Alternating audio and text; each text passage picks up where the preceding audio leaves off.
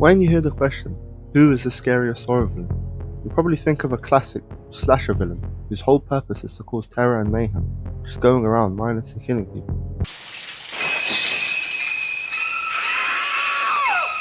Some of you, however, may think that it's scarier to watch an antagonist who evokes fear by acting out of nature, perhaps uncannily. But what makes the scariest villain isn't their shock or their fear, it's their psychology.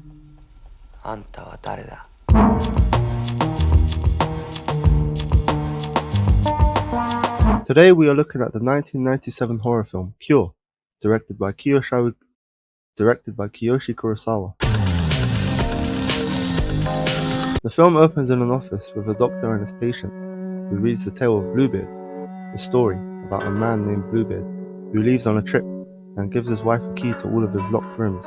The wife suspects that he is a murderer, and behind the locked rooms is the evidence to prove it. But if she finds out, it means she'll be killed as well. Shortly after, the room starts to rumble before we cut to a random man happily strolling through the day, detaching a pipe and then brutally beating a woman to death. At the crime scene, we meet the main character, Detective Takabe, who sees that there has been an X carved into the victim at the crime scene. We cut to a man sitting on the beach, staring at another man, before he walks up and asks the man sitting down. The man takes him in to find out more information about him, as he seems to be lost, confused about his identity and how he got there. He asks the man about his wife and states that he recognizes her, to the man's surprise, before he flicks his lighter.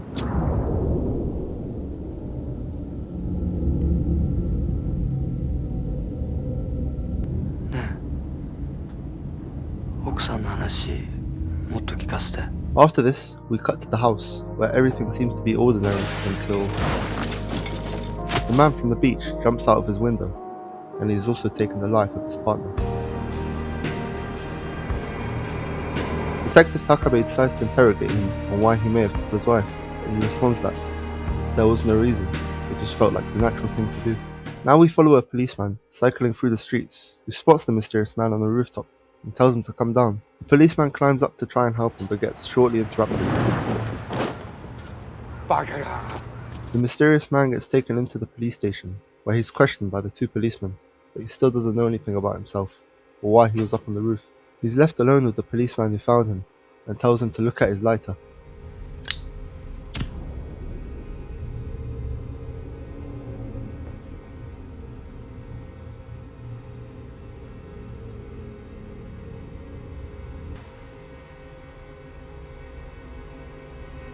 Fast forward to the morning, we see the two policemen getting ready to go out on duty. The mysterious man is taken to the hospital for his injuries, where he talks to a doctor who's trying to make an assessment on him. But as the scene progresses, he slowly starts to invade the doctor's mental space.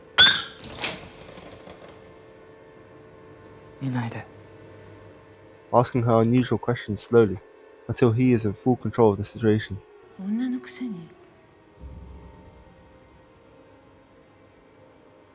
He draws out her hidden resentment by reminding her how she was looked down on by becoming a doctor as a female, reminding her of a time when she was in medical school, dissecting a male corpse with a scalpel, and how she felt good doing it, before he ultimately splashes her with a glass of water to complete his hypnosis.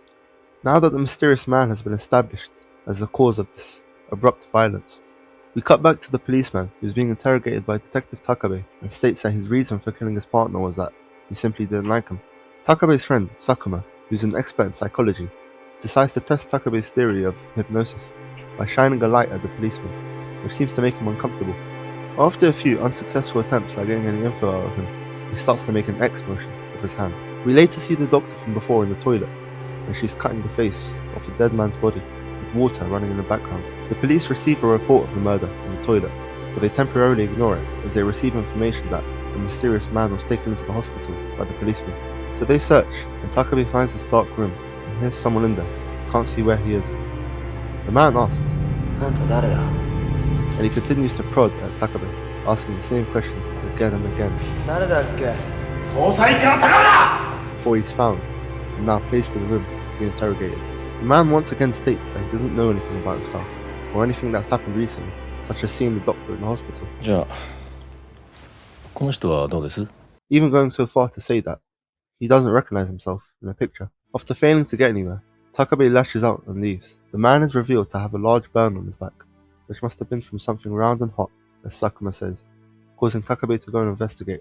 Takabe meets the man's old landlord, who reveals his name, Mr. Mamiya, and says that he last saw him 6 months ago.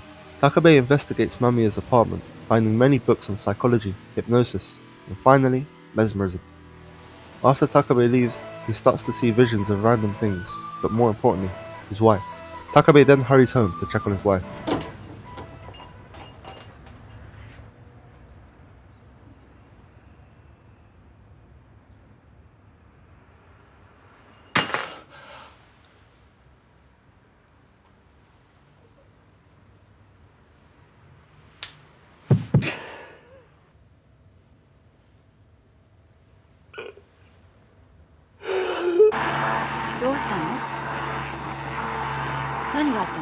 Takabe goes back to interrogate Mamiya with the new information he's received, and Mamiya says how Takabe's wife is ill, how he struggles to live with it weighing on his shoulders, and how she has become a burden for him.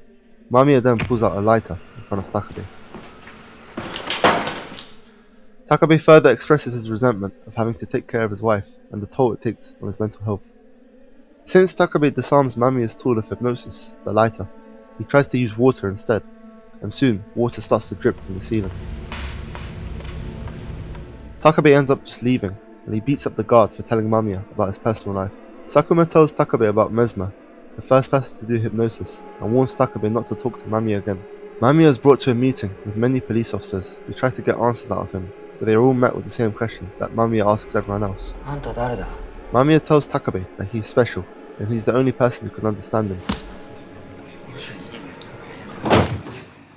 Takabe takes his wife to a special care facility. 私から見ると奥さんよりあなたの方が病気に見えます。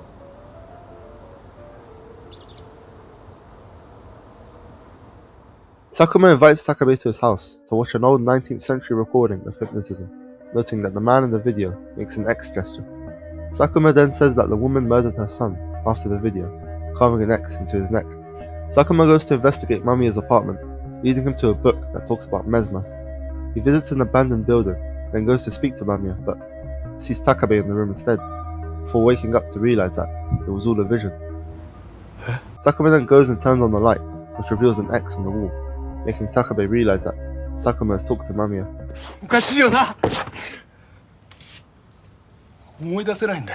Mamiya triggers a rumbling in the building by smacking the radiator multiple times. Takabe goes back to speak to Mamiya, but finds a dead guard in an empty cell. Takabe receives a call and heads to Sakuma's apartment where it is revealed that he's taken his own life.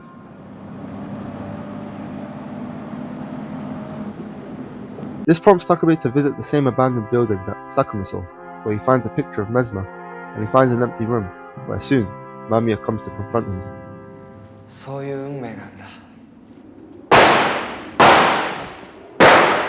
Mamiya's final act involves marking an X with his finger before he's shot to death.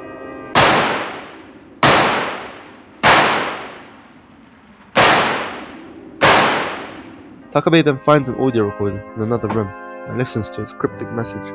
Shortly after, we see a nurse walking through the hallway, and she turns to see a horrifying sight. The decomposed corpse of Takabe's wife, with an X carved into her neck. And the final shot of the film shows Takabe sitting in a diner, who seems to have recovered from the events that have taken place.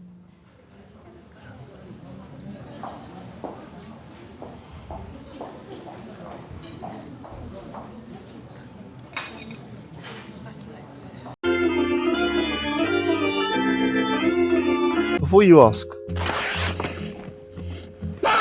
what did I just watch? I'm going to try to explain some parts of the movie from what I got from it myself and mostly from other people's perspectives online. Well, starting off, of course, Takabe has now become the new hypnotist host, you could call it, as we see in the ending. And the quick shot of his dead wife, which we see right before, could either be literal, as in maybe Takabe killed her, or it could be seen as a figurative vision, which shows that he's abandoned her to take over the Mesmer cult. The movie starts with Takabe's wife reading the tale of Bluebeard, which could foreshadow the ending, where Takabe becomes a killer, but it could also be a metaphor for the locked doors in our mind. When Mamiya beats the wall and it causes a rumbling, I think it could link back to Takabe's wife at the start, where she causes rumbling. and I think that could foreshadow that maybe he planned on making Takabe a host from the start of the film. The film tries to discuss the state of the current Japanese society, showing how many ordinary people have resentments built up in them, which Mamiya ultimately cures them of, by allowing those resentments to be shown through hypnosis. This can be seen when the policeman kills his partner, simply because he doesn't like him, and the doctor kills a man due to her hatred of judgmental men. Mamiya also frequently asks the question, "Who are you?" which could be asking a person if they acknowledge the dark thoughts hidden in their hearts and their true persona. There's a lot more that can be taken and analysed from the film. It's absolutely amazing, and I'd recommend it, as I'd easily say it's my favourite horror film.